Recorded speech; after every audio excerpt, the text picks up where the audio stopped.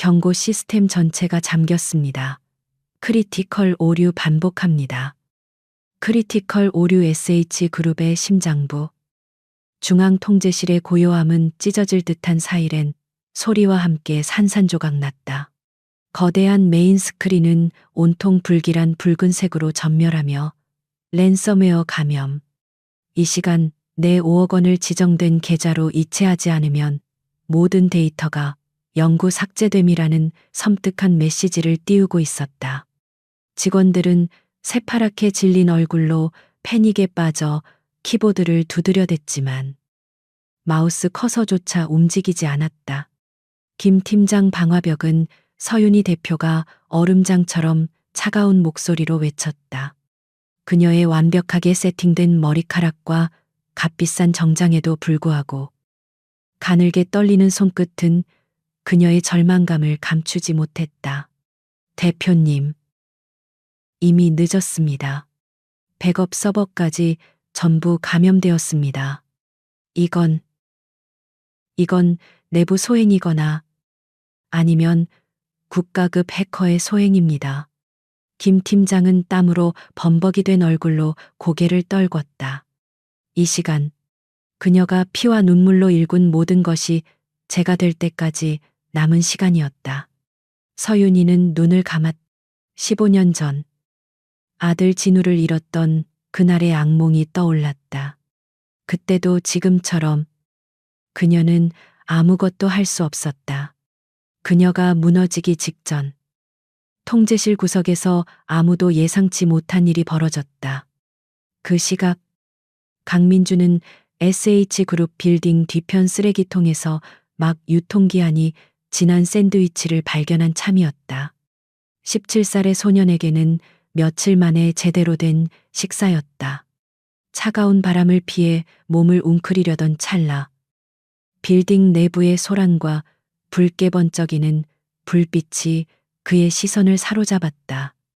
호기심보다는 동물의 본능에 가까운 직감이었다. 저런 혼란 속에는 언제나 틈이 있기 마련이다. 민주는 보안요원들의 다급한 발걸음 소리를 피해 환기구를 통해 능숙하게 건물 안으로 스며들었다.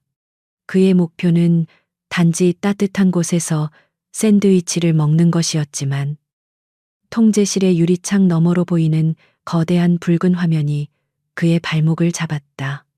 아마추어 같으니 이런 고전적인 수법에 당하다니. 소녀는 멸시하듯 중얼거렸다. 통제실 문이 잠시 열린 틈을 타 민주는 그림자처럼 안으로 미끄러져 들어갔다. 아무도 꾀죄죄한 몰골에 이 침입자를 신경 쓰지 못했다. 모두가 절망에 빠져 있었다. 민주는 구석에 버려진 듯 놓여있던 엔지니어의 노트북을 발견했다. 그는 재빨리 자리에 앉아 노트북을 열고 자신의 주머니에서 낡은 USB 하나를 꺼내 꽂았다. 손가락이 보이지 않을 속도로 키보드를 난타했다. 그의 눈은 모니터에 떠오른 복잡한 코드라인에 고정되었다. 그것은 단순한 타이핑이 아니었다. 마치 격렬한 전투를 치르는 지휘관의 손놀림 같았다. 서윤이의 눈에 그 이상한 광경이 포착된 것은 바로 그때였다. 저 애는 누구지? 모두가 의아해하는 사이 기적이 일어났. 잎셋 밀허 하나. 해커가 설정한 카운트다운이 멈췄다. 그리고 화면이 파란색으로 바뀌었다. 잠깐 해커의 계좌로 이체되던 5억 원이 멈췄습니다. 아니, 역추적이 시작됐습니다. 한 직원이 믿을 수 없다는 듯 소리쳤다. 붉은 경고창은 사라지고 시스템 복구 완료라는 메시지가 떠올랐다. 정적이 흘렀다. 모든 것이 멈춘 듯한 그 순간 가장 먼저 정신을 차린 것은 보안팀장이었다. 거기 너 꼼짝 마. 당장 저 녀석 붙잡아. 우렁찬 고함과 함께 2명의 건장한 보안요원이 민준에게 달려들었다. 민준은 저항할 생각도 도망칠 힘도 없다는 듯 순순히 양팔을 잡혔다. 그는 그저 너무 배가 고팠을 뿐이다. 보안 요원들에게 거칠게 끌려가던 민준이 서윤이와 정면으로 마주쳤다. 흙먼지로 얼룩진 얼굴, 헝클어진 머리카락, 그리고 모든 것을 포기한 듯 공허하면서도 이상하리만치 날카로운 눈빛. 서윤이는 심장이 멎는 듯한 충격을 받았다. 그 눈빛, 아주 오래전 그녀가 잃어버린 기억 속 어딘가에 존재하는 너무나도 익숙한 눈빛이었다. 보안 요원들에게 붙들려 나가는 소년의 마지막 눈빛이 서윤이의 뇌리에 깊게 밝혔다. 잠깐, 멈춰요. 그녀의 목소리는 여전히 차가웠지만 이번에는 명령이 아닌 무언가 다른 것이 담겨 있었다. 보안 요원들이 당황하며 멈춰 섰다. 서윤이는 천천히 소년에게 다가갔다.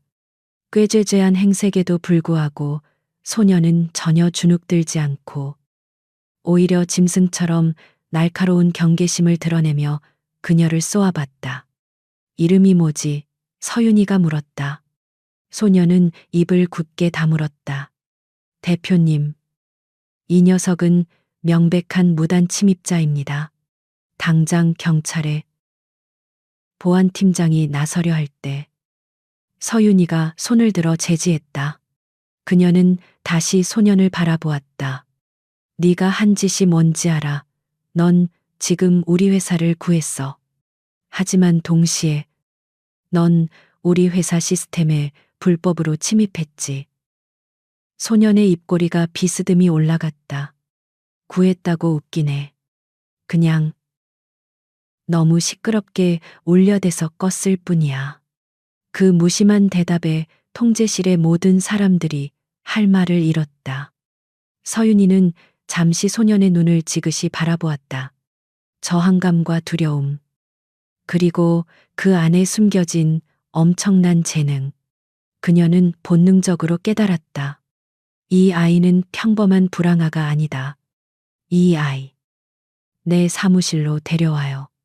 그리고 김 팀장, 보안 팀장님, 두 분도 같이 오세요. 다른 사람들은 모두 제자리에서 업무 복귀하고 오늘 일은 절대 외부에 발설하지 마세요. 보안 유지 각서 받아내.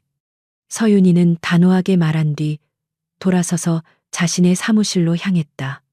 민주는 어깨를 으쓱하며 마치 구경이라도 난 듯 순순히 보안 요원들을 따라 걸었다.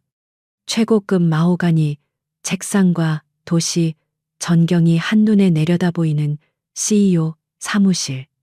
민주는 이 모든 호화로움에 조금도 감탄하지 않았다. 오히려 동물원에 갇힌 맹수처럼 방안을 경계하며 낯선 환경을 샅샅이 훑어봤다. 서윤이는 의자에 깊숙이 몸을 묻고 소년을 관찰했다. 강민준, 17세. 부모님은 없고 보호시설에서 여러 번 도망친 기록이 있군. 보안팀장이 방금 전 급하게 파악한 정보를 속삭였다. 서윤이는 보안팀장과 김 팀장을 물러나게 했다. 사무실에 단둘이 남게 되자 팽팽한 긴장감이 흘렀다. 너, 나랑 거래하지 않을래? 서윤이가 먼저 침묵을 깼다. 민주는 경멸하듯 코웃음을 쳤다. 거래 당신 같은 사람들이 말하는 거래는 언제나 한쪽만 손해보게 되어 있지. 난 사양이야. 경찰서로 가고 싶다는 뜻인가? 불법 침입, 시스템 해킹 시도. 널 감옥에 보내는 건 일도 아니야. 서윤이가 압박했다. 하지만 민주는 눈 하나 깜짝하지 않았다. 마음대로 해. 어차피 나한텐 돌아갈 곳도 잃을 것도 없어. 그 대답은 서윤이의 마음 한구석을 아프게 찔렀다. 15년 전 모든 것을 잃었던 그녀 자신처럼 서윤이는 자세를 고쳐 앉았다. 좋아. 그럼 조건을 바꾸지. 이건 명령이야. 넌 지금부터 내 보호를 받게 될 거야. 내가 제공하는 집에서 먹고 자고 대신 넌 우리 회사의 비밀 병기가 되는 거지. 그녀는 입양이라는 단어 대신 보호라는 말을 택했다. 이 거친 아이에게 가족이라는 말은 오히려 반감만 살터였다. 비밀 병기 장난하나. 민준이 비웃었다. 내 재능 말이야. 오늘 네가 한 일. 그건 우리 회사 최고 엔지니어들도 못한 일이야. 난 내 재능이 필요해. 넌 안전한 잠자리가 필요하고. 서윤이는 민준의 눈을 똑바로 바라보며 말을 이었다. 길거리의 불량배들로부터 널 지켜줄 울타리가 필요하지 않나. 마지막 말이 민준의 심장을 관통했다. 그는 최근 자신을 괴롭히던 동네 건달들의 얼굴을 떠올렸다. 그들은 민준의 비상한 머리를 이용해 범죄에 끌어들이려 했고, 민준은 그들을 피해 도망 다니는 중이었다. 서윤이는 민준의 흔들리는 눈빛을 놓치지 않았다. 그녀는 승부사였다. 어때 밥 주고, 재워주고, 아무도 널 건드리지 못하게 해주지. 대신 넌 내 눈과 방패가 되어주면 돼. 민준은 한참 동안 말이 없었다. 그는 창밖의 화려한 도시 풍경과 자신의 남루한 신발을 번갈아 내려다보았다. 내가 뭘 믿고 믿을 필요 없어. 그냥 이용해. 나도 널 이용할 거니까. 이건 거래가 아니라 계약이야. 공평하지. 서윤이는 서랍에서 서류 한 장을 꺼내 밀었다. 미성년자 특별 근로 및 보호 서약서였다. 민주는 서류를 집어들었다. 글자를 읽는 그의 눈빛이 예사롭지 않게 빛났다. 그는 조항 하나하나를 꼼꼼히 살핀 뒤 펜을 들어 자신의 이름 강민준을 거칠게 휘갈겼다. 좋아. 하지만 똑똑히 들어. 난 당신의 개가 되는 게 아니야. 그냥 머무는 동안 집세를 내는 것뿐이라고. 바라던 바야.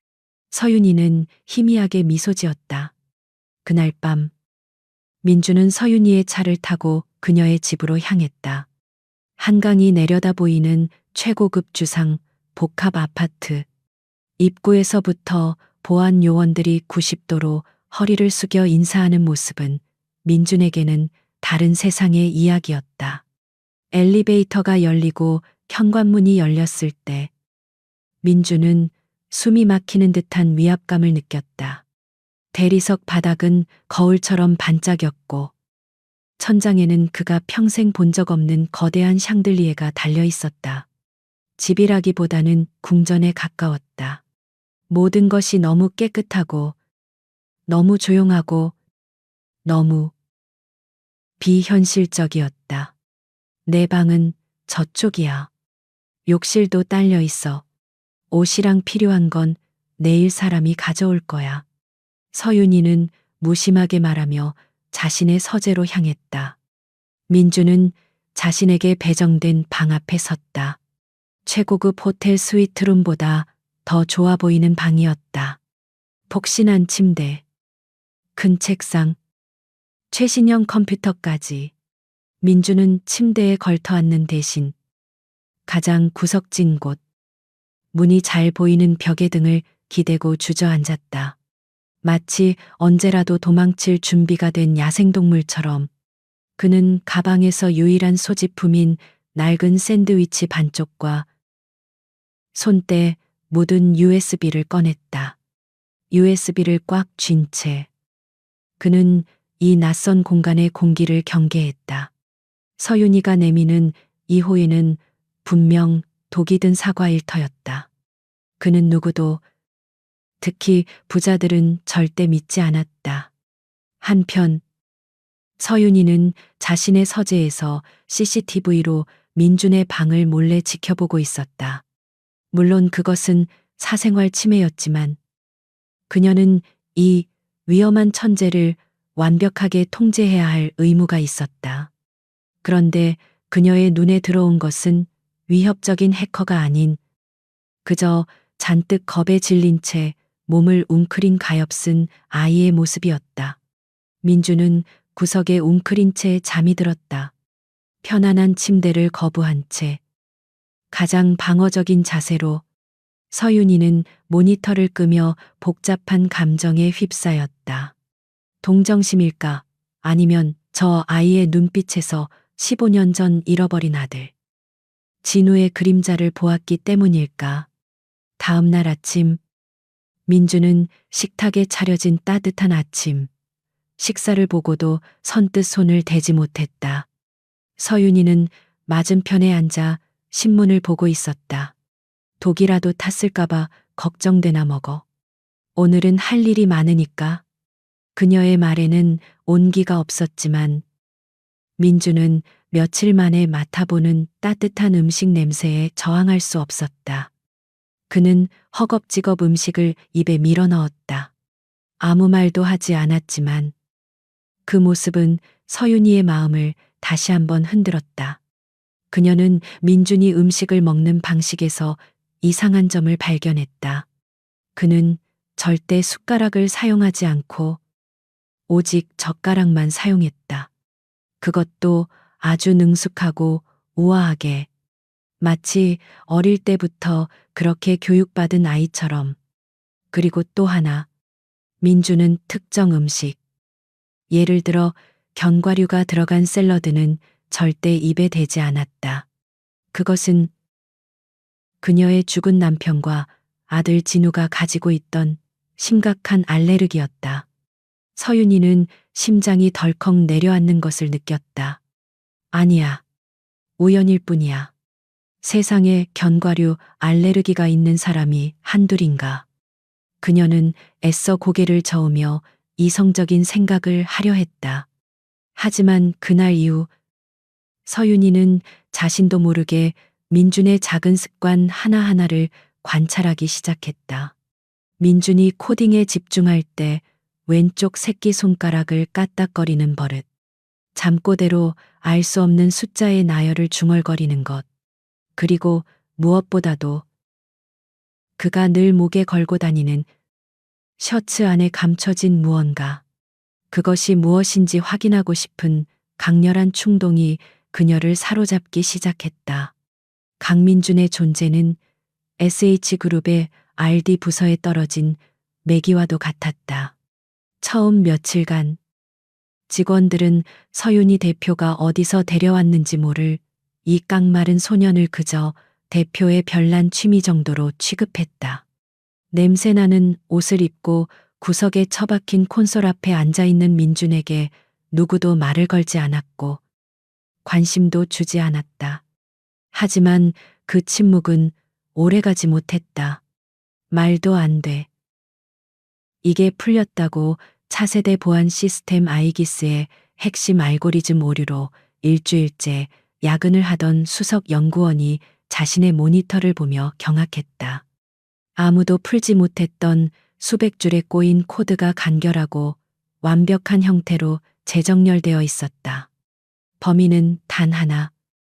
구석의 그 소년이었다. 민주는 그들의 감탄 따위는 안중에도 없다는 듯 헤드셋을 낀 채 모니터에만 집중했다. 그는 코드를 읽는 것이 아니라 보고 있었다. 그에게 복잡한 프로그래밍 언어는 일반인들이 만화책을 보는 것과 같았다. 이쪽 로직은 왜 이따위로 짠 거야? 메모리 누수가 줄줄 새잖아. 멍청이들. 그의 작은 중얼거림을 들은 한 직원이 모욕감에 얼굴을 붉혔지만 반박할 말을 찾지 못했다. 민준의 능력은 경이로움을 넘어 공포에 가까웠다. 그는 회사의 방화벽을 마치 제집 드나들듯이 돌아다니며 숨겨진 백도어와 취약점들을 찾아내 서윤이에게 직접 보고했다. 보고서라고 할 수도 없는 날림으로 쓴 메모 몇 장이었지만 그 내용은 회사의 보안팀 전체가 몇 달간 매달려야 할 분량이었다. 서윤이는 민준의 보고서를 보며 입술을 깨물었다. 만족스러움과 동시에 불안감이 엄습했다. 이 소녀는 칼이었다. 회사를 구한 칼이자 동시에 회사의 심장을 꿰뚫을 수도 있는 날카로운 칼. 그녀는 민준을 회사에 두는 것이 아니라 자신의 집, 즉 자신의 통제권 안에 두기로 한 것이 천만다행이라고 생각했다. 그날 밤 서윤이는 늦은 회의를 마치고 무거운 발걸음으로 집으로 돌아왔다. 칠흑 같은 거실을 지나는데 민준의 방문 틈으로 희미한 불빛이 새어 나오고 있었다. 아직도 안 자고. 그녀는 조용히 발걸음을 옮겼다. 그가 또 무슨 꿍꿍이를 꾸미고 있는지 확인해야 했다. 혹시나 회사 기밀을 빼돌리려 하는 것은 아닌지. 그녀의 의심은 아직 완전히 가시지 않았다. 방문은 완전히 닫혀 있지 않았다. 서윤이는 소리 나지 않게 문틈으로 안을 들여다보았다. 민주는 컴퓨터 앞이 아니었다. 그는 침대에 걸터 앉아 손에 무언가를 쥐고 있었다. 방 안의 유일한 불빛인 스탠드 조명 아래 소년의 얼굴은 평소의 날카로움이 아닌 깊은 상념에 잠겨 있었다. 그의 손에 들린 것은 낡고 작은 USB 드라이브였다. 평범한 플라스틱이 아닌 약간 바랜 듯한 티타늄 재질의 투박하지만 견고해 보이는 물건이었다. 민주는 마치 세상에서 가장 소중한 보물을 다루듯 엄지손가락으로 USB의 표면을 천천히 문지르고 있었다. 그토록 경계심 많고 까칠하던 소년의 모습은 온데간데 없었다. 그 순간 서윤이는 시간이 멎는 듯한 현기증을 느꼈다. 그 USB 낯설지 않았다. 그녀의 기억 저편. 행복했지만 지금은 봉인해버린 과거의 한 조각이 수면 위로 떠올랐다. 15년 전. 아직 SH그룹이 작은 벤처기업이었을 때 그녀의 곁에는 천재 개발자이자 세상에서 가장 다정했던 남편 강지훈이 있었다. 윤희야, 이거 봐. 우리 진우 첫 번째 생일 선물이야. 남편은 환하게 웃으며 작은 금속 조각을 보여주었다. 이게 뭐야? 고작 USB 당신 아들 선물인데 너무 성의 없는 거 아니에요. 그녀가 투정을 부리자 지훈은 그녀의 코를 장난스럽게 꼬집었다. 에이, 그냥 USB가 아니지. 이건 마법 상자라고. 그는 직접 설계하고 깎아 만든 티타늄 케이스를 보여주었다. 극힘에 강하고 방수도 되는 특별한 물건이었다. 여기엔 내가 우리 진우를 위해 만든 첫 번째 프로그램이 들어있어. 그리고 여기 그가 USB의 한쪽 면을 가리켰다. 거기에는 작은 레이저 각인기로 새긴 글씨가 있었다. J. W. My little star. 진우, 진우. 나의 작은 별. 이 녀석이 커서 아빠처럼 멋진 프로그래머가 되길 바라면서 남편의 그 행복한 미소는 그녀가 기억하는 그의 마지막 모습 중 하나였다. 그로부터 얼마 뒤 끔찍한 교통사고가 모든 것을 앗아갔다. 남편은 그 자리에서 즉사했고 사고의 충격으로 튕겨나간 유모차. 두 살배기 진우는 강물 속으로 사라졌다. 진우야. 서윤이는 저도 모르게 신음 같은 소리를 내뱉었다. 민준이 고개를 번쩍 들었다. 그녀는 황급히 몸을 숨겼다. 심장이 미친 듯이 뛰었다. 아니야. 그럴 리가 없어. 세상에 똑같이 생긴 USB가 있을 수도 있지. J. W. 라는 이니셜이 강진우, 진우만 있는 것도 아니잖아. 그녀는 비틀거리며 자신의 서재로 돌아와 문을 잠갔다. 이성이 경고음을 울렸다. 지난 15년간 그녀는 아들을 찾기 위해 백방으로 노력했다. 실종 아동센터, 사설, 탐정. 하지만 돌아온 것은 거짓 제보와 돈을 노린 사기꾼들 뿐이었다. 그녀는 희망이 어떻게 절망으로 변하는지 그 고통스러운 과정을 수백 번도 더 겪었다. 그녀는 더 이상 상처받고 싶지 않았다. 저 아이는 그저 우연히 견과류 알레르기가 있고 우연히 젓가락질을 잘하며 우연히 남편이 만든 것과 비슷한 USB를 주었을 뿐이다. 그래, 주운 것이 틀림없다. 길거리 생활을 했으니 남의 물건을 줍거나 훔치는 일에 익숙하겠지. 서윤이는 스스로에게 냉정한 논리를 주입하려 했었다. 하지만 그녀의 손은 이미 15년 동안 열어보지 않았던 금고를 향하고 있었다. 금고 안에는 먼지 쌓인 작은 상자가 있었다. 상자 안에는 남편의 유품인 부서진 안경과 그가 만들었던 USB의 설계도 그리고 똑같이 만들었던 예비용 USB 하나가 더 들어있었다. 그녀는 예비용 USB를 꺼내 들었다. 차가운 금속의 감촉, 그리고 선명하게 새겨진 각인. J. W. My Little Star. 그녀의 손이 가늘게 떨렸다. 설마, 아니야. 이건 미친 짓이야. 희망을 가져선 안 돼. 그녀는 USB를 세게 움켜쥐었다. 하지만 의심의 씨앗은 이미 그녀의 얼어붙은 마음속 가장 깊은 곳에 뿌리를 내리기 시작했다. 서윤이는 그날 밤 낡은 USB 설계도를 손에 쥔 채 밤을 새웠다. 이성이 우연이라고 속삭였지만 심장은 기적일지도 모른다고 울부짖었다. 그녀는 다음 날부터 강민준을 대하는 태도를 미묘하게 바꾸기 시작했다. 그것은 더 이상 단순한 고용주나 보호자의 관심이 아니었다. 그녀의 눈빛에는 자신도 제어할 수 없는 절박한 기대감이 서려 있었다. 민준아, 아침은 입에 맞니? 혹시 먹고 싶은 거라도 있으면. 서윤이가 평소의 냉철함은 온데간데 없는 어색하고 부드러운 목소리로 물었다. 그녀는 일부러 견과류를 뺀 진우가 어릴 때 좋아했던 계란말이를 식탁에 올렸다. 그 작은 배려가 민준에게는 가장 날카로운 경고음으로 들렸다. 민준은 젓가락을 내려놓았다. 그의 눈은 얼음장처럼 차가웠다. 왜 이러시나, 갑자기 친절한 어머니라도 된 것처럼.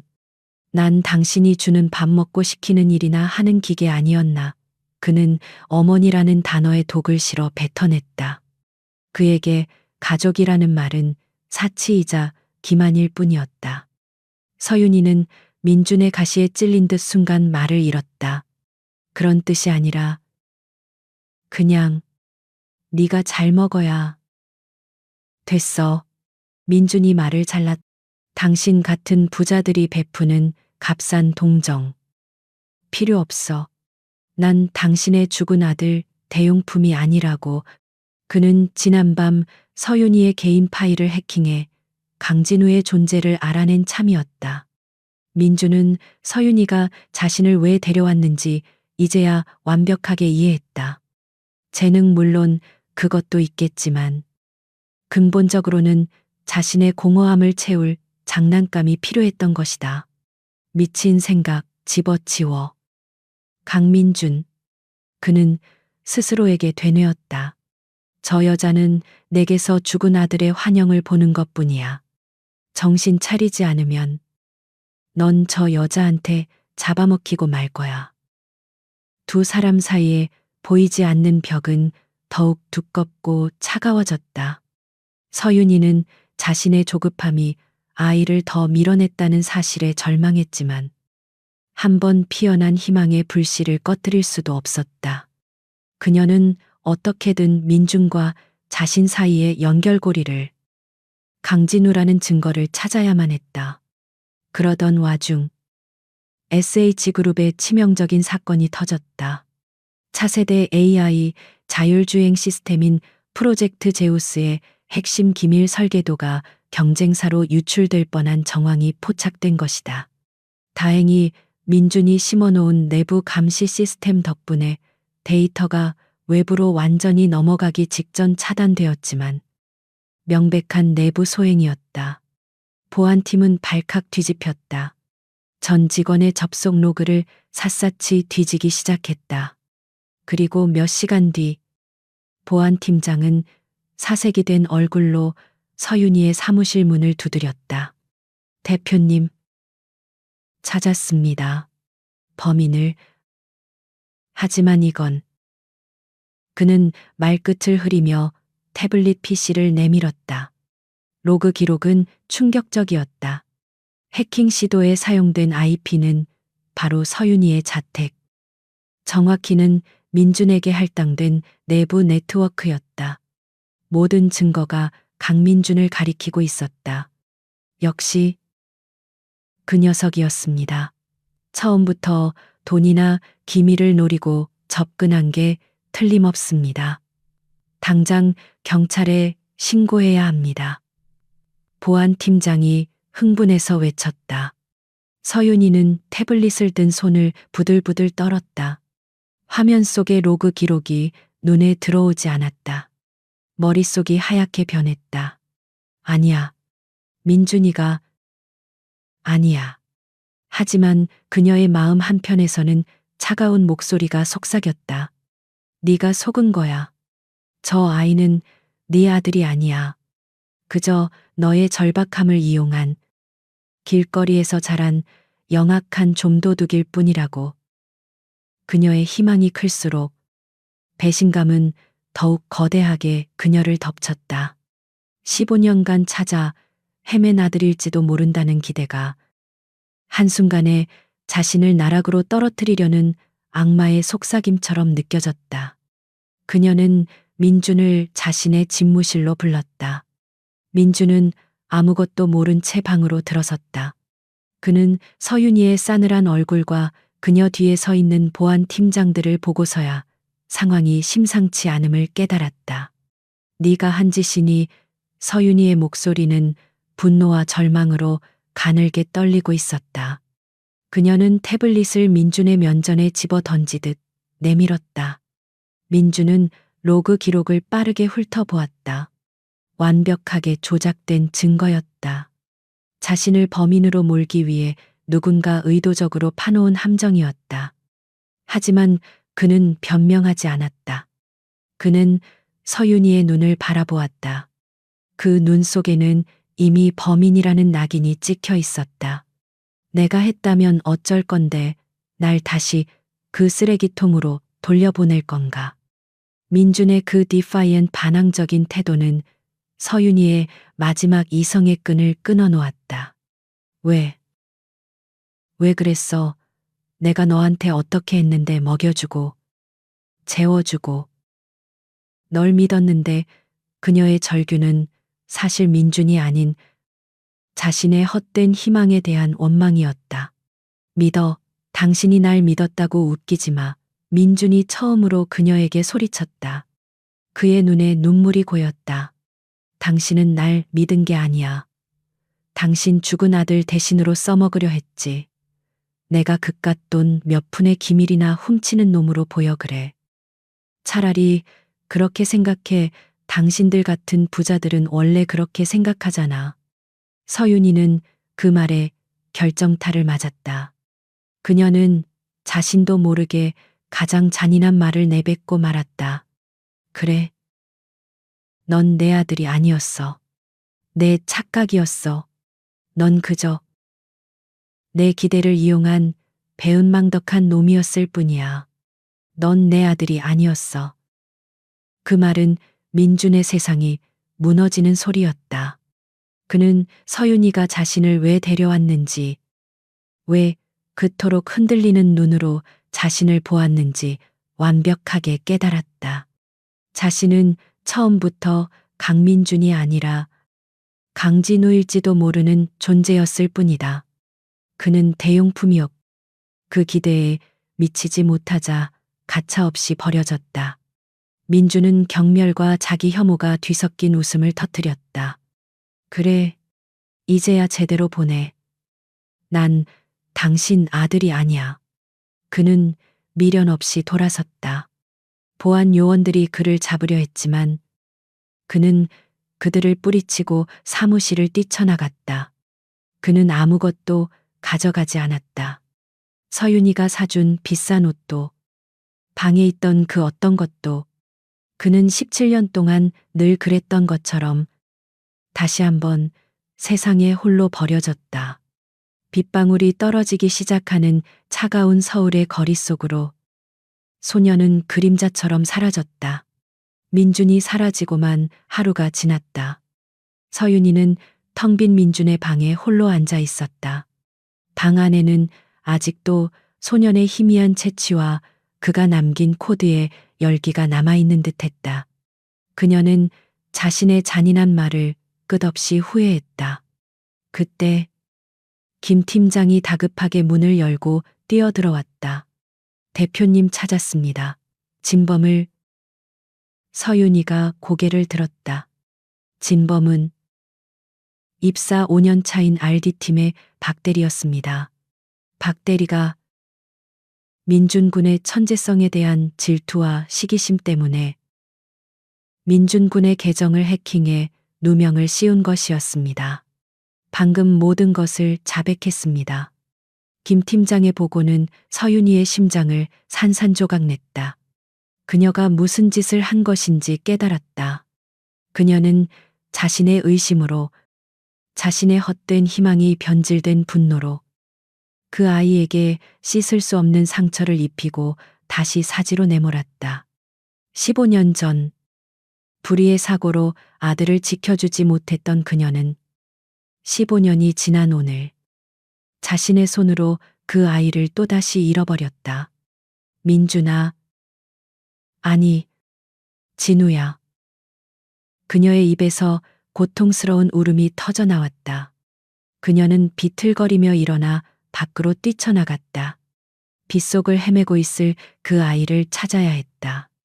박 대리를 당장 경찰에 넘기세요. 서윤이의 목소리는 얼어붙은 강물 밑바닥에서 기어 나오는 듯 차갑고 공허했다. 그녀는 김 팀장의 보고서를 밀쳐내고 의자에서 일어섰다. 그리고 내 차 대기시켜. 보안팀 전원. 지금부터 내 지시만 따라. 강민준. 그 아이를 찾아. 무슨 수를 써서라도. 그녀는 비틀거리며 엘리베이터로 향했다. 15년 전 아들을 잃었던 그날의 악몽이 박대리의 자백과 함께 가장 끔찍한 현실이 되어 그녀를 덮쳤다. 넌 내 아들이 아니었어. 자신이 내뱉은 그 잔인한 말이 부메랑이 되어 심장을 꿰뚫었다. 그녀는 희망에 배신당한 것이 아니었다. 그녀 자신이 희망을 배신했다. 로비에 도착하자마자 빗줄기가 그녀의 얼굴을 때렸다. 운전기사가 우산을 들고 달려왔지만 서윤이는 그를 밀치고 빗속으로 뛰어들었다. 칠흑 같은 어둠 속 쏟아지는 비는 그녀의 절망을 숨겨주는 유일한 가림막이었다. 민준아. 민준아, 그녀는 목적지도 없이 거리를 헤매며 소리쳤다. 보안팀의 무전이 귓가의 인이어를 통해 다급하게 울렸다. 대표님. 마지막 CCTV 기록입니다. 10분 전. 마포대교 방향으로. 당장 그리로 가 모든 인력을 동원해 그녀는 차에 몸을 싣고 미친 듯이 악셀을 밟았다. 그녀의 이성은 이미 마비된 지 오래였다. 그녀는 민준이 갈 만한 곳을 필사적으로 떠올렸다. 그 아이가 집이라고 부를 수 있는 곳. 그 아이가 상처받았을 때 몸을 숨길 수 있는 곳. 그것은 자신이 제공한 호화로운 펜트하우스가 아니었다. 그것은 자신이 그 아이를 처음 발견했던 도시의 가장 어둡고 후미진 그곳이었다. 방향 돌려. XX동 재개발 구역으로. 그녀의 지시에 보안팀이 당황했다. 하지만 대표님, 그곳은 이미. 닥치고 따라와 서윤이는 핸들을 꺾었. 화려한 강남의 불빛을 뒤로하고 차는 도시에 버려진 심장부, 철거 직전의 달동네로 향했다. 차가 더 이상 들어갈 수 없는 좁은 골목길 입구에 멈춰섰다. 서윤이는 하의를 벗어 던지고 맨발로 흙탕물을 밟으며 뛰어들어갔다. 값비싼 정장은 찢어지고 진흙으로 범벅이 되었다. 그녀가 한때 경멸하고 외면했던 그 냄새나는 골목길에서 그녀는 자신의 죄를 마주하고 있었다. 이런 곳에서 그녀는 민준이 숨어 살았던 흔적을 발견했다. 다리 밑 얇은 스티로폼 박스로 만든 임시거처, 곰팡이가 핀 식빵 조각, 그리고 비에 젖어 흩어진 SH그룹의 신제품 분석 리포트. 그 아이는 이곳에서도 공부를, 아니 생존을 위한 발버둥을 쳤던 것이다. 그녀는 무너져 내렸다.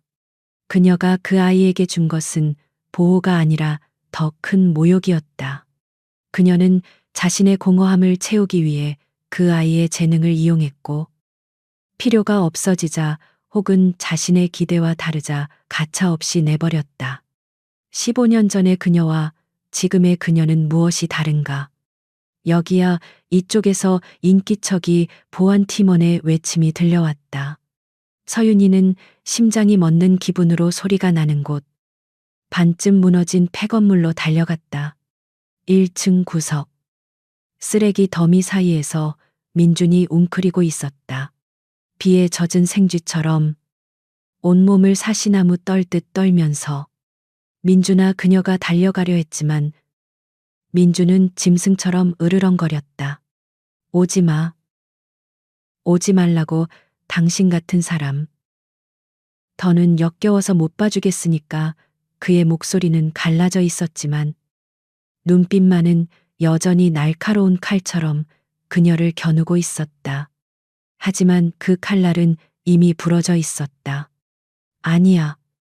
민준아, 내 말 좀 들어. 오해야. 널 의심한 게. 의심아. 민준이 기가 막힌 듯 웃었다. 당신 눈이 말했잖아. 넌 내 아들이 아니라고. 그래. 난 당신 아들 아니야. 난 그냥 쓰레기통에서 주워온 당신 장난감이었을 뿐이지.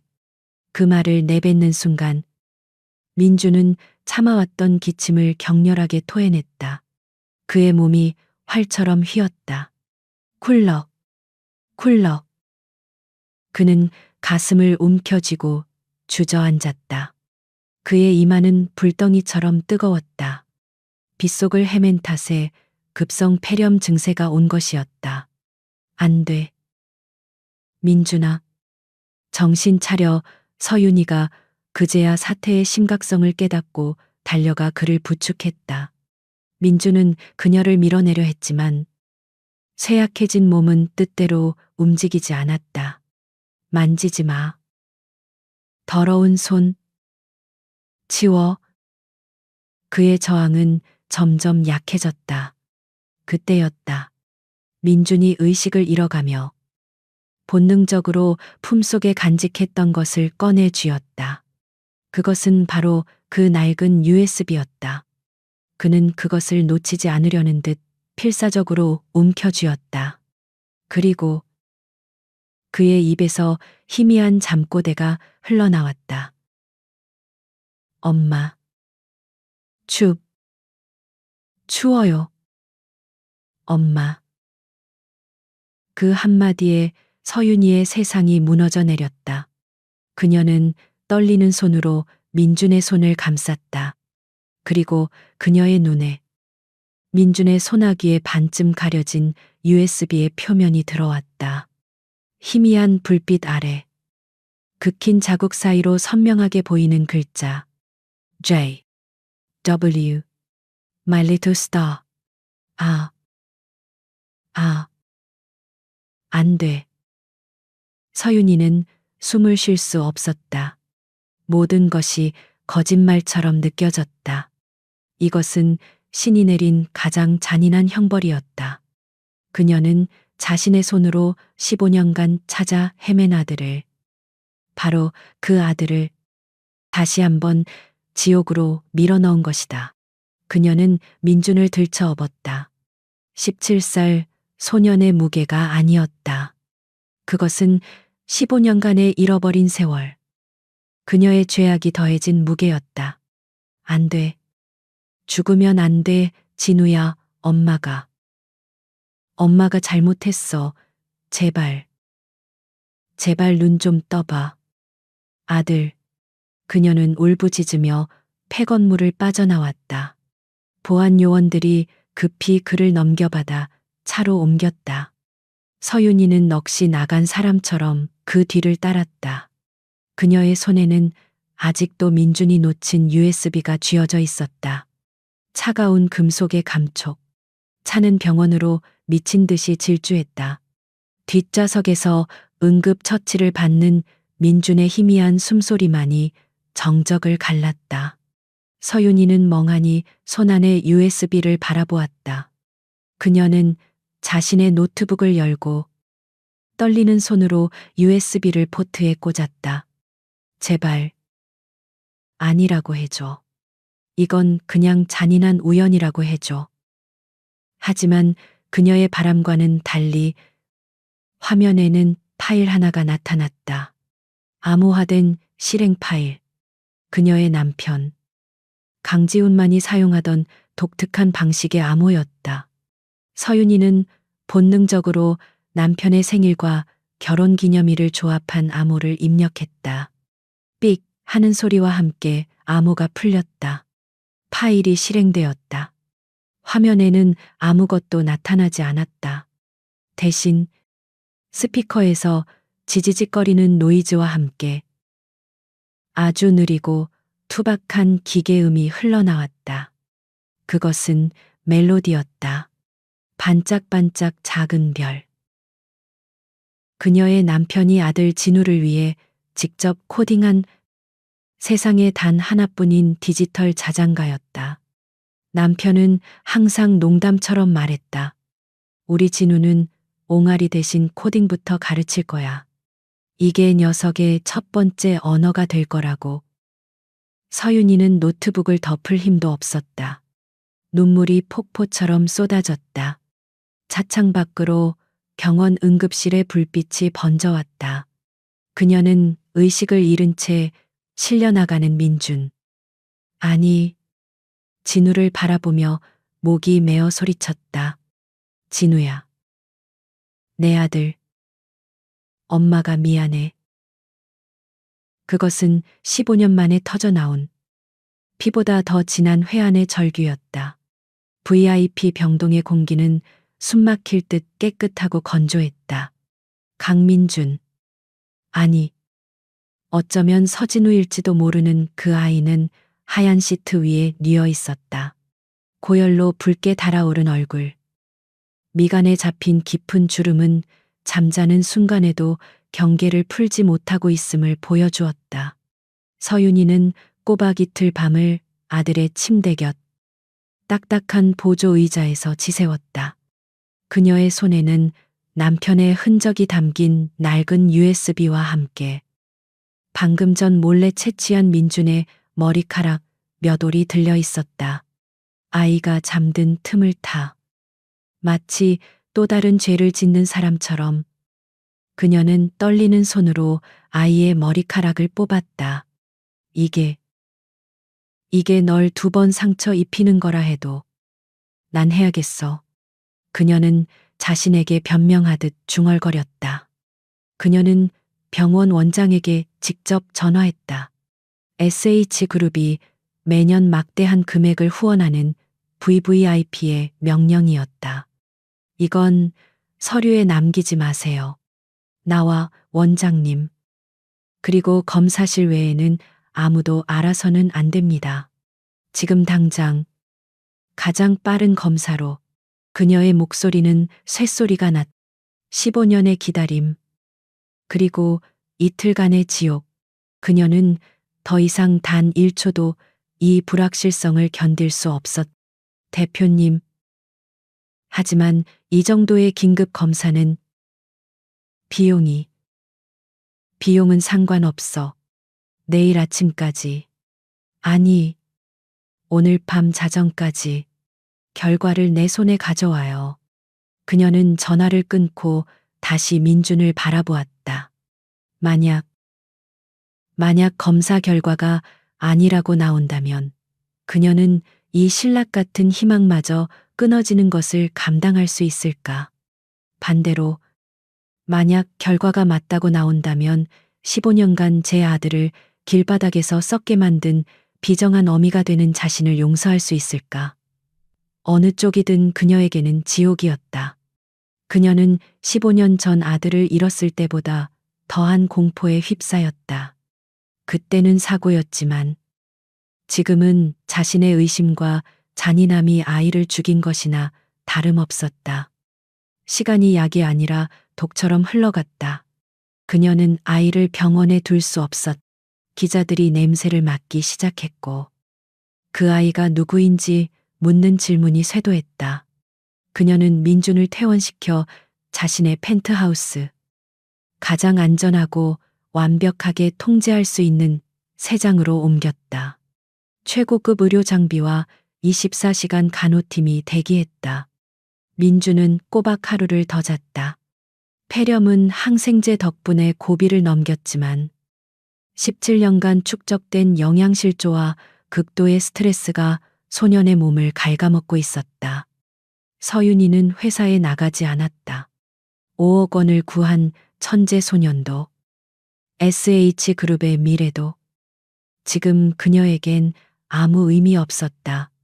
그녀는 그저 텅 빈 눈으로 잠든 아이의 얼굴만 바라볼 뿐이었다. 기억의 파편들이 그녀를 고문했다. 통통했던 두 살배기 진우의 웃음소리, 엄마 부르며 달려오던 작은 발걸음, 남편과 함께 새 식구가 단란했던 짧은 행복. 그 모든 것이 지금 눈앞에 깡마른 소년의 모습과 겹쳐졌다. 그녀는 손을 뻗어 민준의 뺨을 만지고 싶었지만 자신의 더러운 손이 아이를 더럽힐까봐 차마 그러지 못했다. 그리고 사흘째 되던 날 아침, 민준이 눈을 떴다. 낯선 천장, 솜처럼 부드러운 이불, 팔에 꽂힌 링거. 소년의 눈에 순간적인 혼란이 스쳤다. 그는 이곳이 자신이 경멸하던 그 궁전임을 깨달았다. 몸은 천근만근 무거웠지만 정신은 칼날처럼 날카로워졌다. 그는 본능적으로 가슴팍을 더듬었다. 늘 셔츠 안에 숨겨두었던, 목에 걸고 다니던 그것. 없다. 주머니를 뒤졌다. 없다. 침대 주위를 미친 듯이 뒤졌다. 없었다. 그의 유일한 보물. 그의 과거이자 정체성. 그 낡은 USB가 사라졌다. 어디 갔어? 공포가 분노로 변하는 것은 순식간이었다. 그는 팔에 꽂힌 링거 바늘을 거칠게 뽑아냈다. 피가 솟았지만 아랑곳하지 않았다. 그는 비틀거리며 침실문을 박차고 나갔다. 서윤이 짐승의 포효 같은 목소리가 텅 빈 집을 울렸다. 서윤이는 거실 소파에 웅크리고 앉아 있었다. 그녀 역시 한숨도 자지 못했다. 민준의 외침에 그녀는 유령처럼 고개를 들었다. 민준은 환자복을 입은 채 핏물이 흐르는 팔을 움켜쥐고 그녀를 노려보고 있었다. 그 눈빛은 증오와 절망으로 이글거렸다. 내놔. 민준아, 진정해. 몸이. 상처가. 내놓으라고 내 USB 훔쳐갔지. 당신이 가져갔잖아. 민준이 소리치며 그녀에게 달려들었다. 그는 테이블 위에 놓인 낡은 USB를 발견했다. 그가 손을 뻗는 순간 서윤이가 먼저 그것을 낚아챘다. 돌려줘. 그건 내 거야. 당신이 뭔데 남의 물건을 함부로 만져. 민준의 눈에 눈물이 고였다. 그것은 그가 세상에서 유일하게 가진 그 무엇이었다. 민준아, 제발 내 말 좀 들어. 이건 서윤이는 말을 잇지 못했다. 들으라고. 뭘 내가 당신 아들 대용품으로 쓸모 없어져서 버렸는데. 이제 와서 또 뭐가 필요한데. 내 마지막 남은 것까지 빼앗아야. 속이 시원해. 그는 절규했다.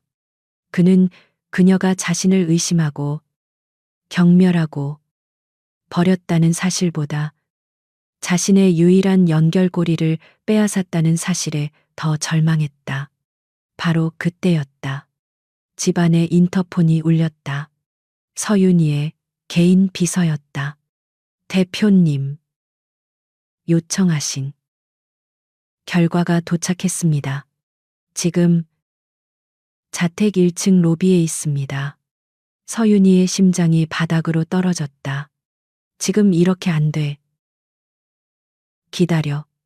아니, 내가 내려가지. 그녀는 민준을 지나쳐 현관으로 가려 했다. 하지만 민준이 그녀의 앞을 막아섰다. 어딜까?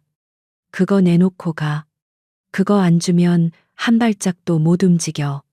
그는 USB를 쥔 서윤이의 손목을 필사적으로 붙잡았다. 두 사람이 뒤엉켜 실랑이를 벌이는 순간 현관문이 열렸다. 서윤이가 미리 열어둔 모양이었다. 검은 정장을 입은 비서가 굳은 얼굴로 들어섰다. 그의 손에는 봉인된 서류 봉투가 들려 있었다. 그는 피를 흘리며 대표와 실랑이를 벌이는 소년의 모습에 경악했지만 자신의 임무를 잊지 않았다. 대표님, 여기. 비서는 서윤이에게 봉투를 내밀었다. 민주는 직감했다. 저것이 자신과 관련된 자신을 다시 한번 나락으로 떨어뜨릴 그 무언가임을. 그거 뭐야? 또 나에 대해 뭘 뒷조사한 건데. 서윤이는 비서를 물러나게 했다. 그녀의 손은 얼음장처럼 차가웠다. 그녀는 떨리는 손으로 봉투를 열었다. 민주는 숨을 죽인 채 그녀를 지켜보았다. 서윤이의 눈동자가 종이 위를 미친 듯이 훑었다. 몇 초의 시간이 영원처럼 흘러갔다. 검체 강민준 A, 서윤이 B, 유전자 대조 결과 99, 9998. 모자 관계 마터니티 일치, 친자 관계 성립. 서윤이의 손에서 종이가 팔랑거리며 바닥으로 떨어졌다. 그녀의 눈에서 생기가 사라졌다. 그녀는 멍하니 민준을 바라보았다. 아니, 민준의 뒤편. 15년 전 잃어버린 그 아이를 바라보았다. 아. 그녀의 입에서 터져 나온 것은 기쁨의 환호가 아니었다. 그것은 가장 깊은 지옥에서 터져 나오는 고통스러운 신음이었다. 아. 아. 그녀는 민준 앞에서 무너져 내렸다. 두 손으로 얼굴을 감싼 채 바닥에 주저앉아 통곡하기 시작했다. 아니야. 그럴 리가 없어. 아니야. 그녀는 결과를 부정했다. 그것이 사실이라면 자신이 저지른 죄가 너무나도 명백해지기 때문이었다. 진우야. 내 아들.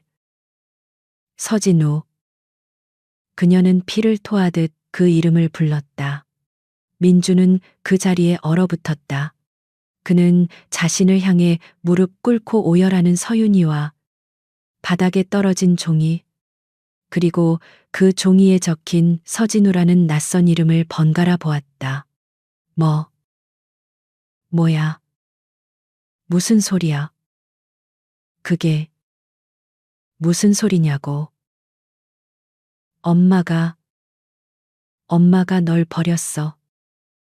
엄마가 널 2번 버렸어. 진우야, 내 아들. 서윤이의 절규가 펜트하우스를 가득 메웠다.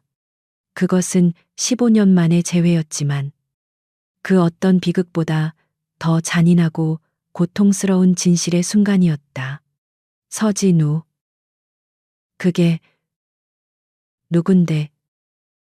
이게 다 무슨 연극이야. 민주는 바닥에 떨어진 DNA 검사지를 쳐다보며 뒷걸음질 쳤다. 그의 17년 인생을 통째로 부정하는 그 종이 한 장이 서윤이의 절규보다 더 무섭게 그를 덮쳤다. 그는 이 거대한 저택에서 벌어지는 모든 일이 자신을 나락으로 떨어뜨리기 위한 거대한 사기극처럼 느껴졌다. 서윤이는 바닥에 무릎 꿇린 채 찢어지는 목소리로 진실을 토해냈다. 연극이 아니야. 진우야, 내 아들. 15년 전에 15년 전에 끔찍한 사고로 널 잃었어. 죽은 줄로만 알았어. 내가 널 못 알아봤어.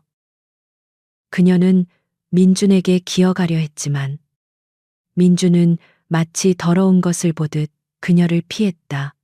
닥쳐, 당신 아들은 죽었어. 난 강민준이야. 쓰레기통에서 자란 강민준이라고. 당신 아들 노름 따위 해줄 생각 없어. 그는 이 상황을 받아들이는 순간 자신의 존재가 완전히 사라질 것 같은 공포에 휩싸였다. 그는 서윤이가 자신을 동정하고 이용하고 의심하고 버렸던 그 모든 순간을 떠올렸다. 아니야, 제발. 엄마 말 좀 들어줘. 진우야. 그 USB. 그건 아빠가 널 위해 만든.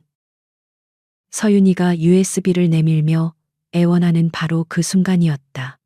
쾅, 육중한 현관문이 거칠게 열리고 검은 양복을 입은 남자들이 펜트하우스 안으로 쏟아져 들어왔다. 민준이 링거를 뽑으며 흘린 피 냄새를 맡은 상어들처럼. 이게 무슨. 서윤이가 경악하며 일어서는 순간 남자들 뒤에서 한 중년 남자가 박수를 치며 걸어 나왔다. 이야, 정말 감동적인 모자 상봉이군. 안 그런가? 서윤이 대표 15년 만에 아들을 찾은 기분이 어때? 그는 SH그룹의 오랜 적수이자 프로젝트 제우스 유출 시도의 배우였던 태민그룹의 한 회장이었다. 한 회장, 당신이 어떻게. 쉿. 지금은 그게 중요하지 않지. 한 회장은 차가운 눈으로 민준을 민수르율 훑어보았다. 이 녀석이었군. 내 완벽한 계획을 망가뜨린 천재 해커가 감히 내 뒤를 캐고 내 사람까지 빼내. 그는 박 대리가 서윤이에게 모든 것을 자백하기 전 그를 먼저 가로챘던 것이다. 보안 요원들이 민준을 잡으려 달려들었다. 민준은 몸을 피하려 했지만 며칠간 알아누웠던 몸은 말을 듣지 않았다. 그는 순식간에 제압당했다. 이거나 서윤이. 당신. 이것도 당신이 꾸민 짓이지. 그는 마지막 순간까지 서윤이를 향한 불신을 거두지 못했다. 안 돼, 진우야, 그 아이 데려가지 마. 서윤이가 절규하며 달려들었지만 한 회장의 부하가 그녀를 거칠게 밀어냈다. 한 회장은 민준의 턱을 거칠게 움켜쥐었다. 서윤이, 아들을 살리고 싶으면 내 전화를 얌전히 기다려. 경찰에 신고하는 순간 내 아들은 한강 바닥에서 싸늘한 시체로 발견될 테니까. 아, 물론 서진우라는 이름은 아무도 모르겠지. 그냥 강민준이라는 이름 없는 불황아로 말이야.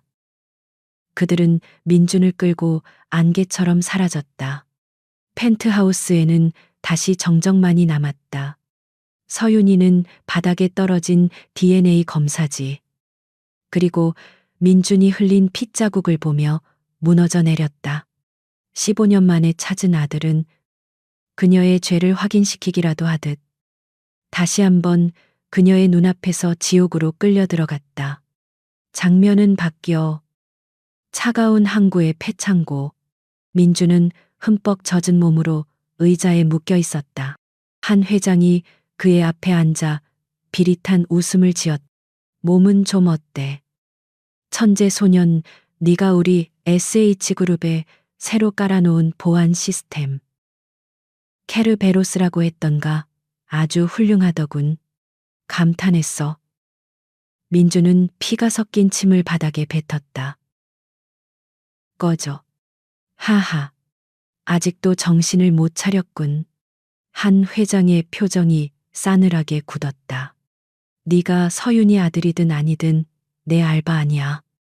하지만 네가 만든 그 케르베로스는 내게 아주 필요해. 마스터 패스워드를 불어. 그럼 편하게 해주지. 싫다면 싫어한 회장이 손짓하자. 부하가 민준의 복부를 강타했다. 컥민준은 숨이 막히는 고통에도 불구하고 도끼 어린 눈으로 한 회장을 노려보았다. 그는 왜 자신이 이 시스템을 지켜야 하는지 몰랐다. 자신을 버린 여자의 회사 따위. 하지만 그것은 동시에 그가 처음으로 자신의 재능을 쏟아부어 만든 작품이었다. 다시 묻지. 패스워드는 절대 말 안 해. 민준의 대답에 또다시 무자비한 폭력이 이어졌다. 갈비뼈가 부러지는 고통이 느껴졌지만 민준은 입을 다물었다. 길거리에서 배운 생존 법칙 첫 번째. 절대 내 패를 먼저 보여주지 마라. 그는 의식이 흐려지는 와중에도 필사적으로 암호키를 머릿속에서 되뇌었다. 그 시각 서윤이는 지옥 같은 시간을 보내고 있었다. 한 회장에게서 전화가 걸려왔다. 내 아들 목소리.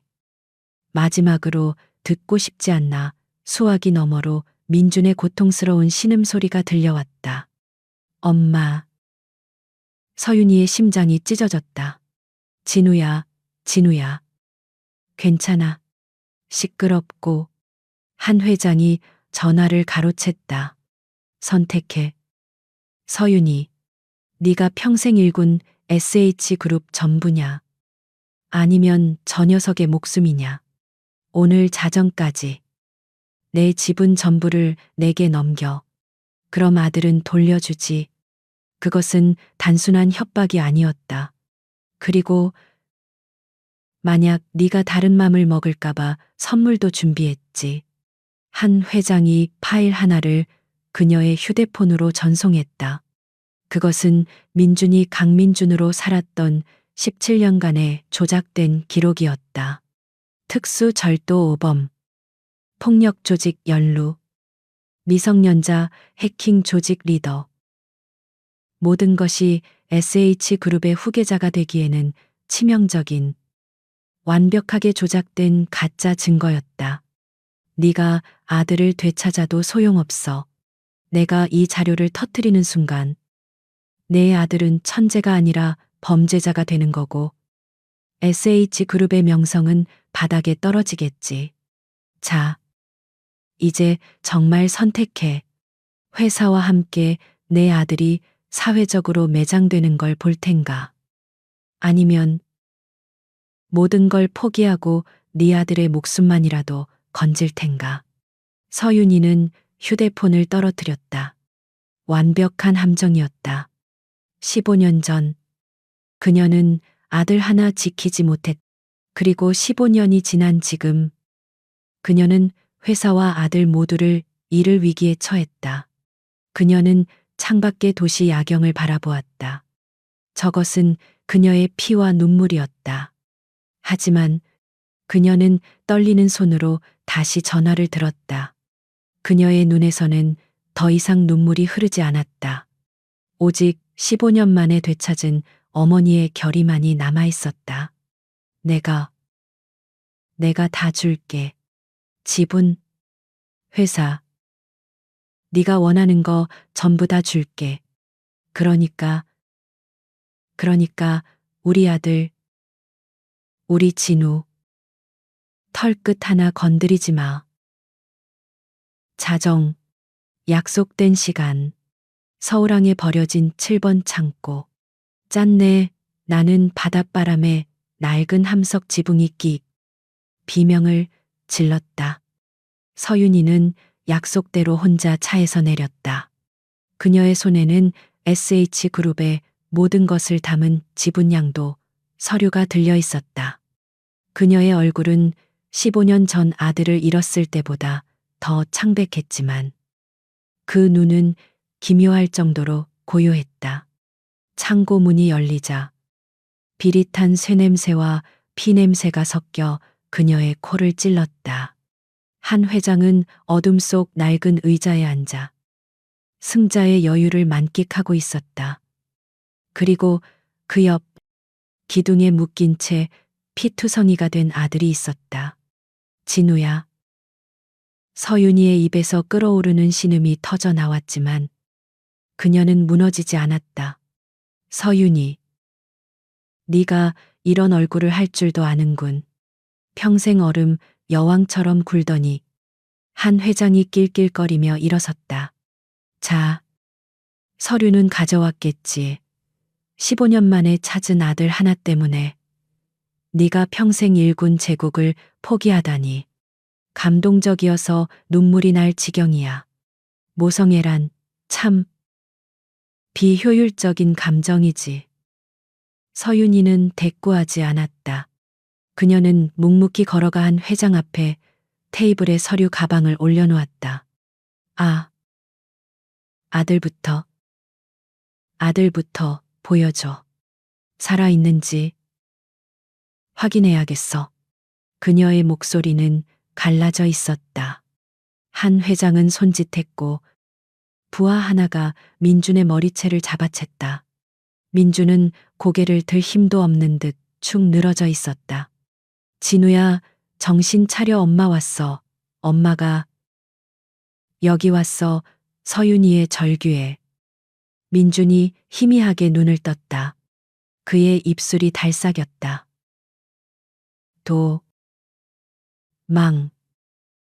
가. 그 한마디가 서윤이의 심장을 다시 한번 찢어 놓았다. 아니야. 괜찮아. 엄마가 다 해결할게. 넌 그냥 조금만 참아. 감동적인 상봉은 여기까지. 한 회장은 서류를 꼼꼼히 검토하기 시작했다. 여기, 그리고 여기, 마저 서명해. 내 인감도장은 내가 친절하게 내 사무실에서 미리 가져왔지. 그는 서윤이가 모든 것을 포기했다는 증거. 그녀의 인감을 꺼내 보였다. 서윤이는 떨리는 손으로 펜을 잡았다. 펜 끝이 종이에 닿는 순간 그녀가 수십 년간 쌓아올린 모든 것이 공기 중으로 사라지고 있었다. 그녀의 피와 땀, 남편과의 추억이 담긴 회사가 아들의 목숨값으로 넘어가고 있었다. 그녀는 눈을 감고 마지막 서명을 갈겼다. 끝났어. 이제 다 끝났어. 서윤이는 펜을 떨어뜨렸다. 이제 약속대로 우리 아들 풀어줘. 그녀가 애원했다. 한 회장은 완성된 서류를 만족스럽게 바라보며 환하게 웃었다. 그는 서류를 가방에 챙겨 넣고 부하에게 고갯짓했다. 하지만 그 고갯짓은 풀어주라는 의미가 아니었다. 그래, 풀어줘야지. 아주 영원히. 한 회장의 눈이 번뜩였다. 저 녀석, 보통 깡이 아니더군. 살려두면 분명 후환이 될 거야. 그리고 서윤이, 넌 모든 걸 잃은 기분이 어때?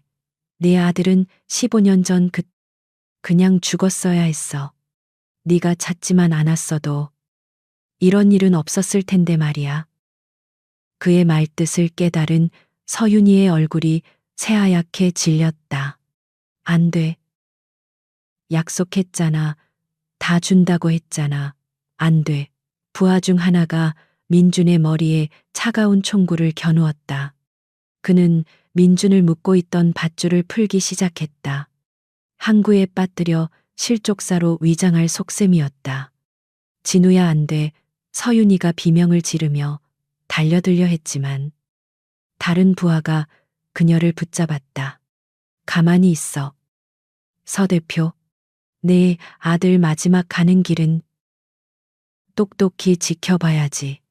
한 회장이 잔인하게 속삭였다. 모든 것이 절망으로 치닫던 바로 그 순간이었다. 컥 민준의 머리에 총을 겨누던 부하가 짧은 신음을 뱉으며 쓰러졌다. 그의 등에는 민준이 의자에 묶여 있을 때 몰래 갈아서 만든 뾰족한 쇠붙이가 박혀 있었다. 민준은 의식을 잃은 척하며 마지막 힘을 모으고 있었던 것이다. 이 새끼가 한 회장이 당황하며 허리춤에서 직접 총을 꺼내 들었다. 어차피 죽일 거. 내 손으로. 그는 민준을 향해 총구를 겨누었다. 자신을 붙잡고 있던 부하를 뿌리치고 자유로워진 서윤이의 눈에 그 검은 총구가 슬로우 모션처럼 들어왔다.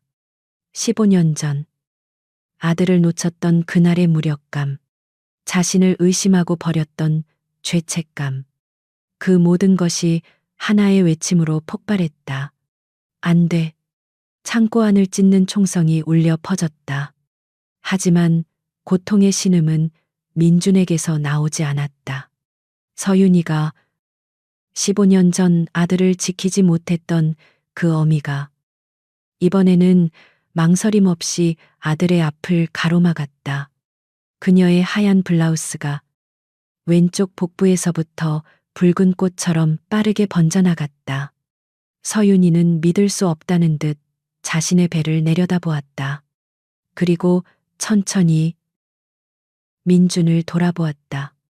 그녀의 입가에 희미한 미소가 걸렸다. 지켰다. 이번엔 지켰어. 그녀의 몸이 힘없이 쓰러졌다.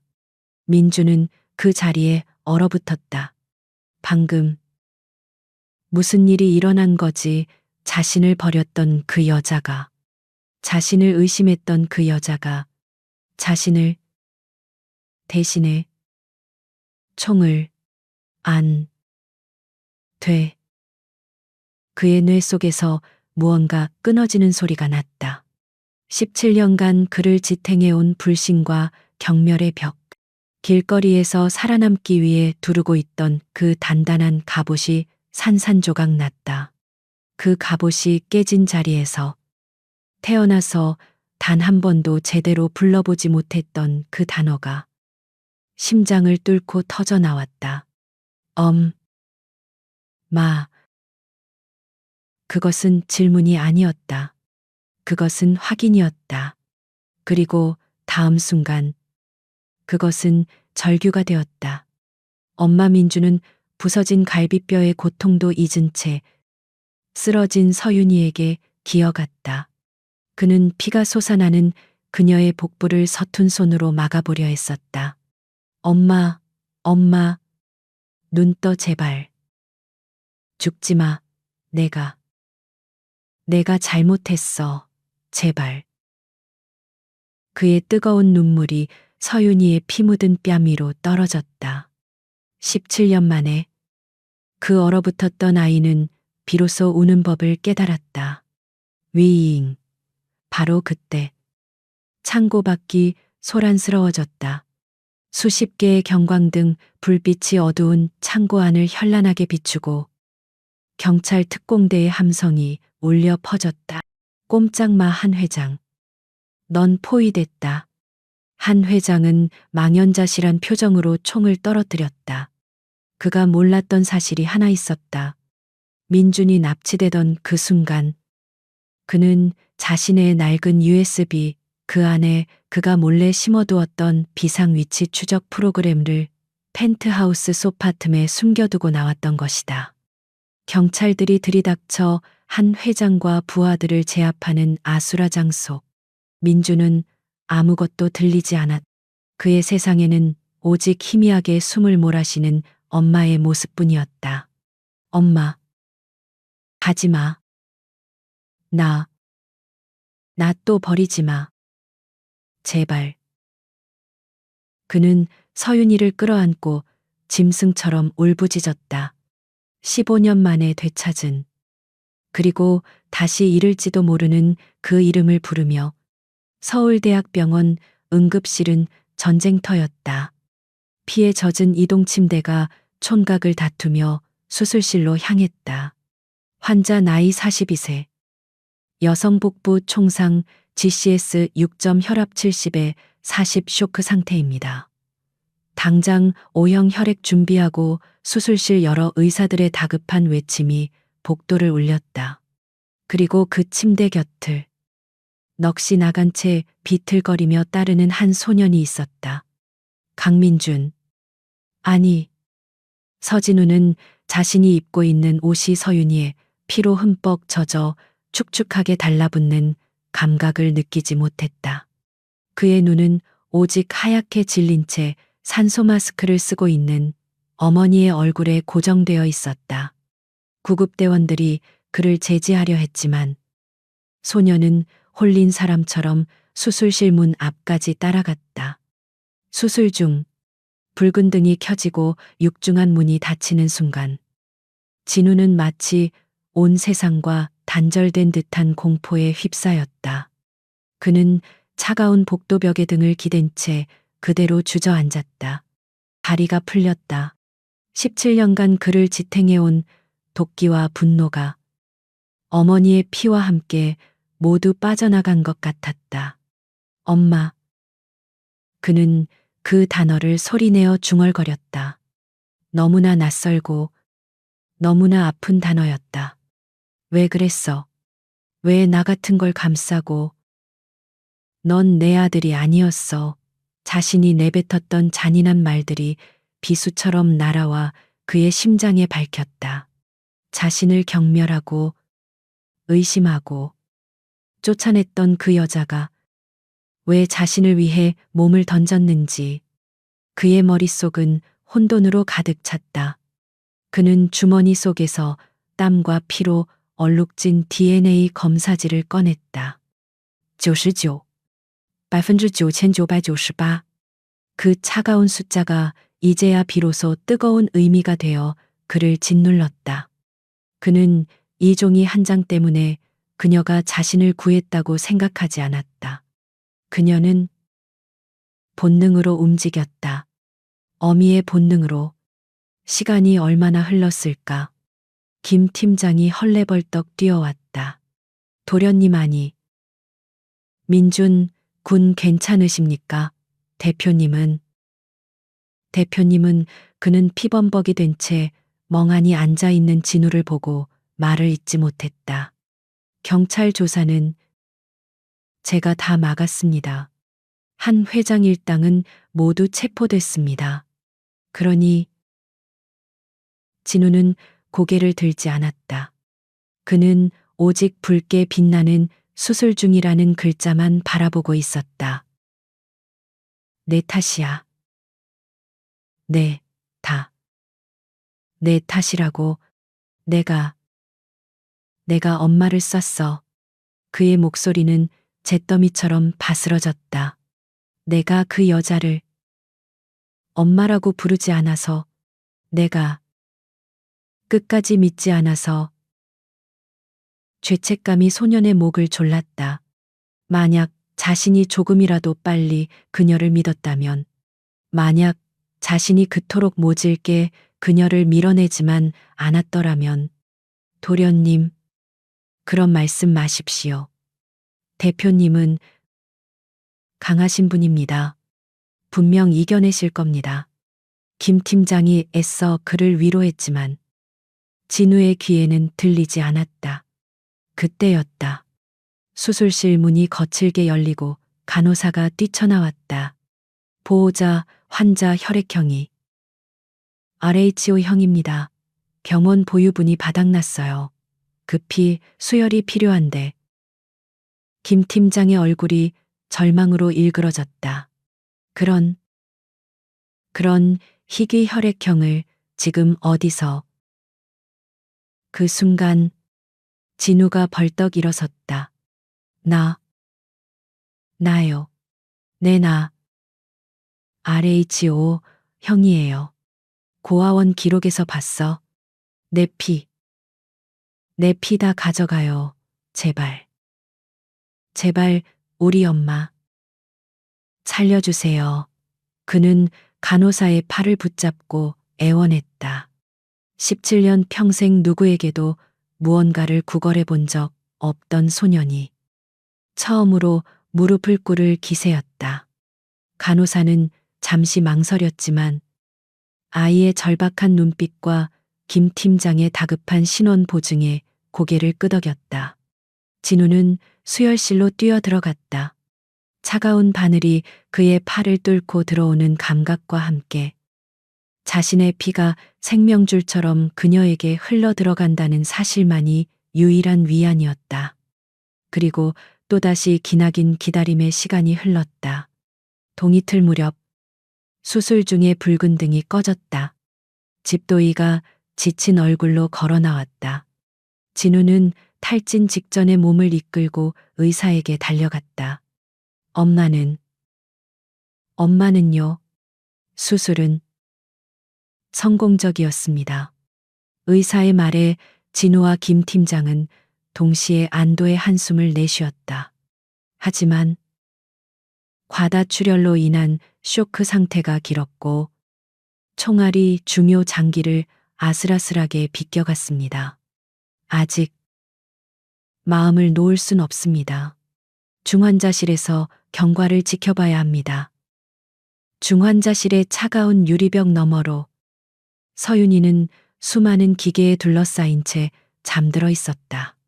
진우는 유리벽에 이마를 기댄 채 꼼짝도 하지 않았다. 그는 15년 만에 만난 어머니의 얼굴을 혹시라도 다시 잃을까봐 두려운 아이처럼 눈에 새기고 또 새겼다. 그날 오후 서윤이가 기적처럼 눈을 떴다. 그녀의 흐릿한 시야에 낯설지만 미치도록 그리웠던 얼굴이 들어왔다. 피와 눈물로 얼룩진. 하지만 15년 전 그 모습이 분명히 남아있는 아들의 얼굴.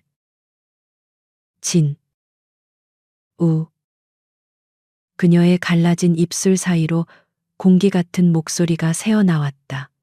그 한마 뒤에 17년간 버텨온 진우의 마지막 방어선이 무너져 내렸다. 그는 어린아이처럼 와락 울음을 터뜨렸다. 그는 그녀의 침대 곁에 무릎을 꿇고 링거 바늘이 가득 꽂힌 그녀의 손을 붙잡았다. 엄마. 내가 잘못했어. 그는 미안하다는 말조차 제대로 하지 못하고 그저 고개를 숙인 채 울고 또 울었다. 서윤이는 힘겹게 손을 들어 아들의 헝클어진 머리를 쓰다듬었다.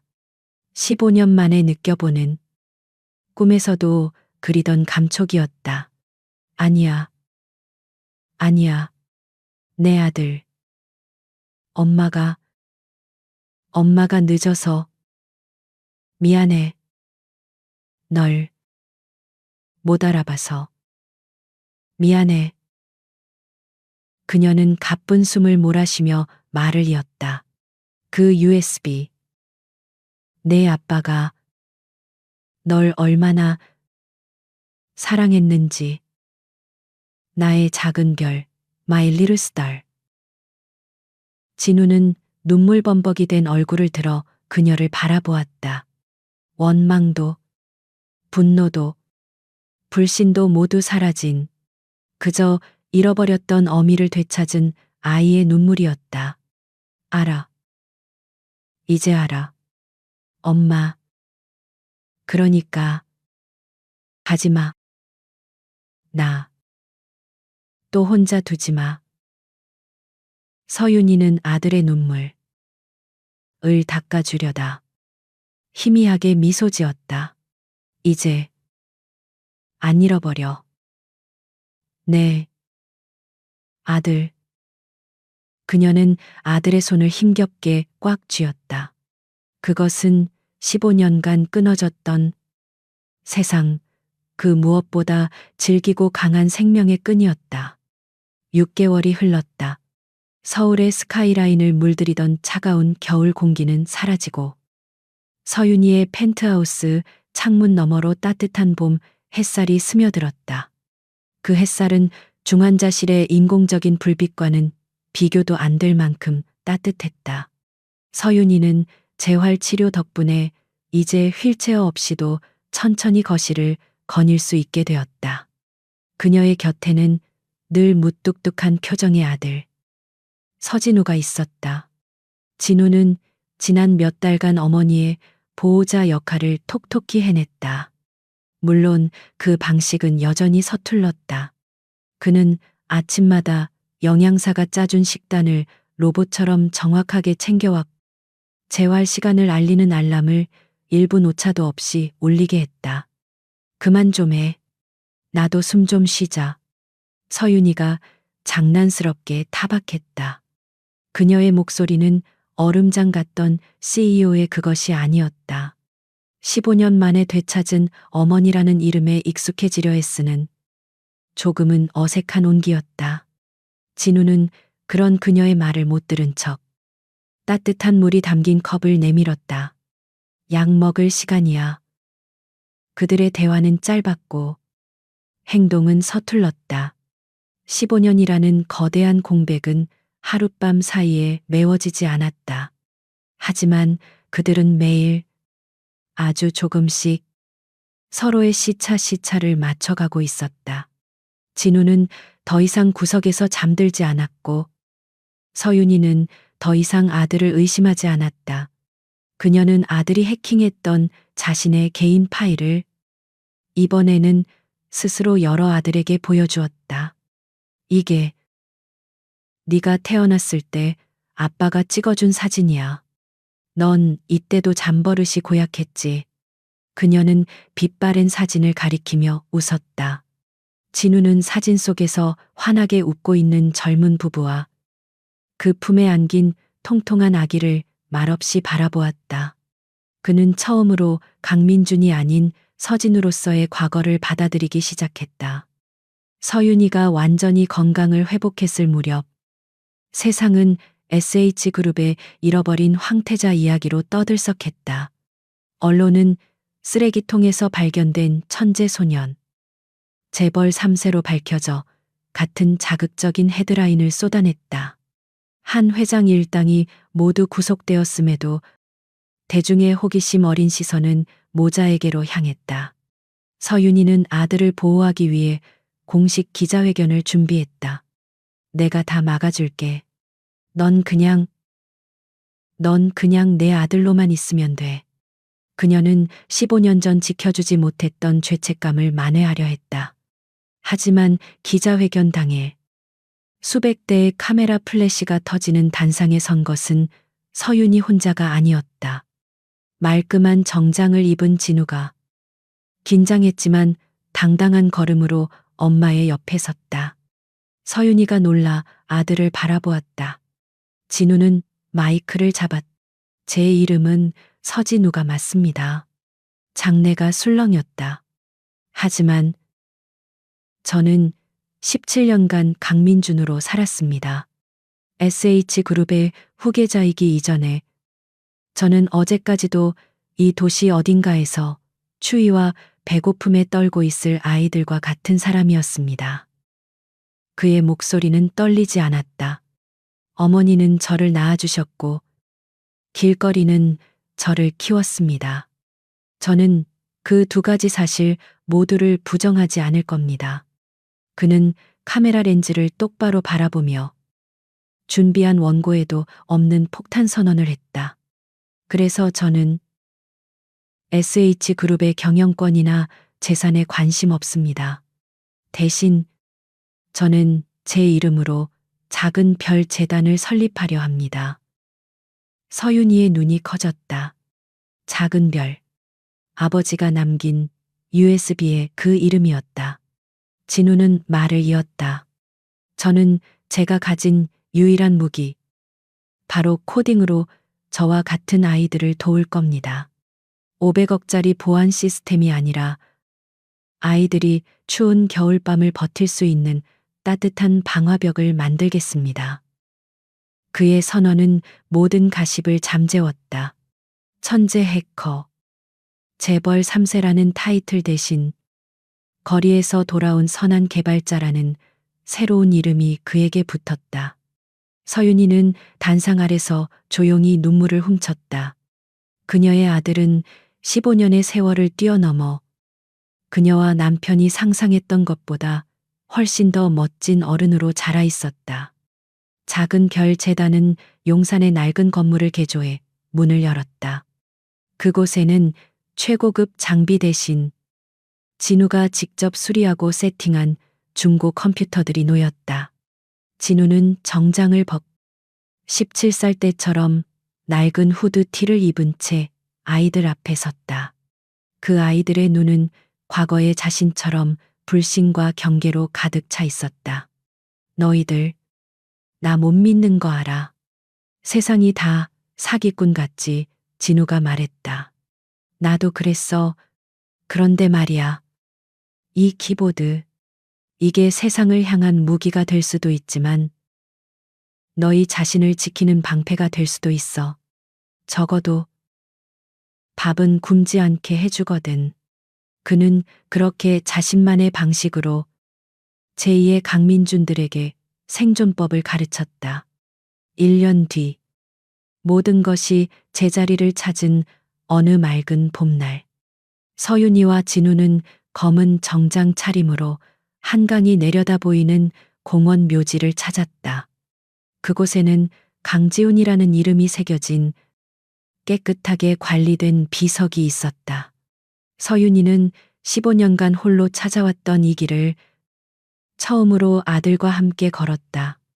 여보, 보고 싶었어요. 서윤이는 비석을 어루만지며 속삭였다. 우리 진우 데리고 왔어요. 당신이 그렇게 보고 싶어 하던 우리 아들. 이렇게 멋지게 자랐어요. 그녀의 눈에서 행복한 눈물이 흘러내렸다. 진우는 말없이 비석 앞에 섰다. 기억조차 나지 않는 아버지의 얼굴. 하지만 그는 주머니에서 소중하게 간직해온 그것을 꺼냈다. 17년간 자신을 지켜준 유일한 부적.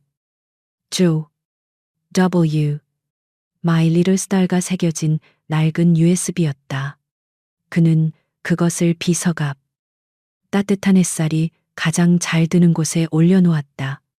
아버지, 처음으로 입 밖에 내어 부르는 호칭이었다.